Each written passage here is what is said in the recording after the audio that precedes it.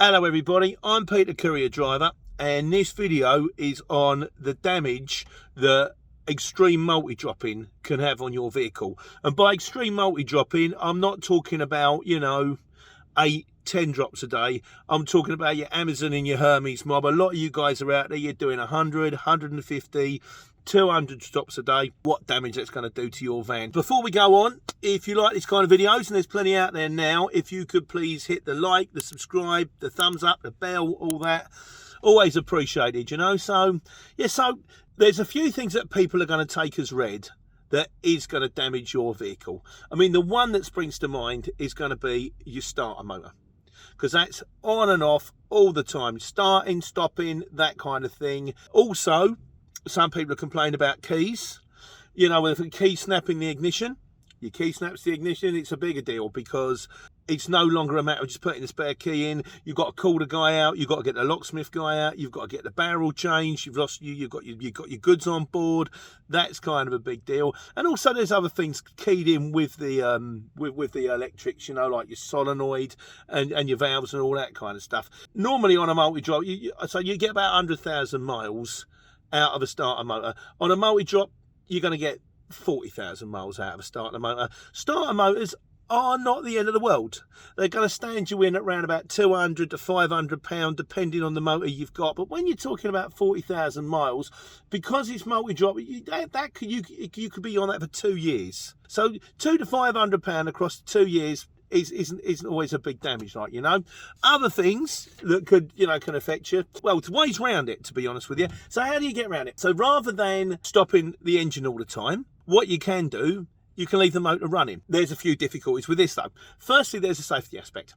So if you're parked somewhere where it's like a secluded driveway or down and there's no one around, not an issue. If you're on a street and you're running up to put the parcels in, if there's someone following you, you've got a van running open with quite a lot of goods in the back. And there's the insurance aspect as well. Will you be covered in insurance if they turn around and say, well, how did they get away with the van? And went, well, I left it running down the end of the street. There's also a fuel thing, which is if you're leaving the motor running all the time, is that better than starting and stopping all the time? Well, the truth of the matter is, in the old days, we used to use a lot more fuel to start the engine. Nowadays, now we've got the lean burn engines. They reckon 7 seconds is if you leave your engine running for more than 7 seconds, then you're actually doing more fuel than you would have done if you'd turned it off and then turned it on again. So over 7 seconds is the thing. Also, there's start-stop technology. A lot of new vans have now got the start-stop technology, so when you stop, it stops automatically. For you guys, not a problem. Well done, you got in there. And then, of course, there's you mobbing the electric, which, again, some of the Amazon the electric thing now. The question is, should you consider maybe think, well, maybe this is the way forward. Is this an electric vehicle? Is it time I went and got one? I have to say, electric vehicles are prohibitive. You're going to be looking at probably what? Between 25 and 40,000 pounds for a new van, possibly the upper end of the 40 if it's electric.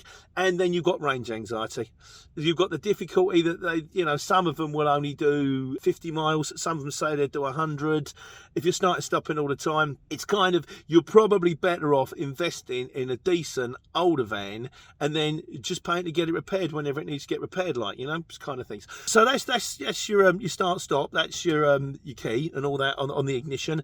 The other thing that's going to wear out, the clutch. Now, you're not doing motorway miles. So if you're on a motorway and you're going backwards and forwards, it's in sixth, it's in fifth, it's just going. This reduces the wear and tear on a gearbox. This reduces the wear and tear on a clutch because you're not pumping the pedal all the time.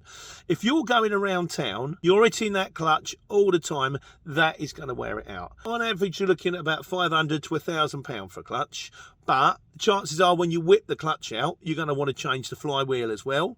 If you're going to want to change the flywheel as well, then you're looking at the best part of 1,500 quid. Now, clutches are dear, but a clutch should last you about 60,000 miles. It can go at 30,000 miles. You can get 100,000 miles out of a clutch, but you would have to be lucky to get 100,000 miles out of a clutch, to be honest with you. Again, if you're going to be getting 60,000 miles out of it and you're doing the multi-dropping all the time, it's even more than a starter motor. 2-3 years, it's going to cost you £1,500 in 3 years.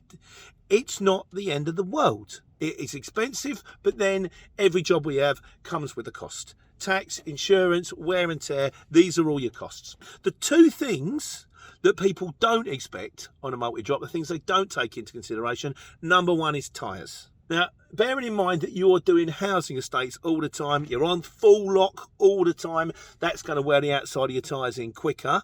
And also the amount of times where you're going to curb a tyre, because you're in like a housing estate. It's not very easy to park. You can't leave it in the middle of the road. I'm just going to bump it up this curb.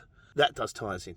Or you're scraping a curb because you're trying to get round that difficult angle because someone's parked in a sloppy place. You scrape the curb, you do the tyre warning. And you want to be careful, you want to check your tyre walls, check for sort of threads, check for bits of chips that have come off the rubber, check the backs, have a look at the back, make sure there ain't a bulge. Because you might be doing 40 down a dual carriageway and with a bulge in the back and a full load, that goes pop, bump, into the central reservation, then you're in trouble, like, you know. So things you want to be aware of. You can save on the wear and tear on tyres by getting your tracking done properly, but the problem is the next time you bump that up a curb, you're just going to knock the tracking back out again. So it really is kind of 6 1 half dozen the other one. And the other one that's going to get you is brakes.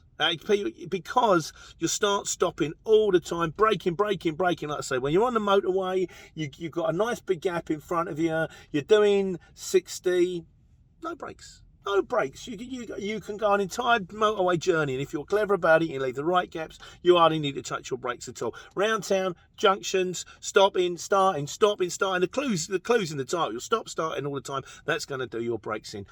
I actually had a friend of a friend, and they do actually still offer this deal because I checked it. That Quick Fit offer brakes for life, and he was doing like multi-dropping, but just in a car. He was doing sort of credit cards and passports and all that kind of stuff, all time sensitive, all that to be signed for.